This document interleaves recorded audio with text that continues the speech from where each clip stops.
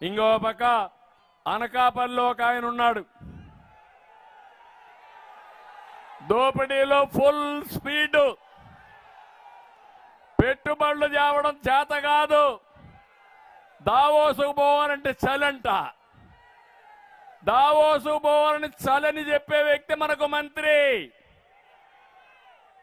పెట్టుబడులు అడిగితే కోడి గుడ్డు, కోడి ముందు గుడ్డు ముందా అని చర్చ.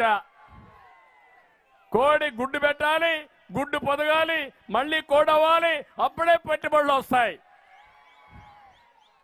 అవసరమా తమ్ముళ్ళు ఇలాంటి వాళ్ళు మీకు?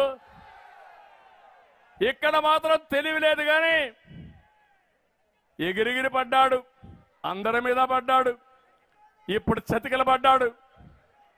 టికెట్ నువ్వు గెలిచేది లేదు, చచ్చేది లేదు, నువ్వు పోవయ్యా అని కరేపాకు మారికి తీసి పక్కన పారేశాడు జగన్.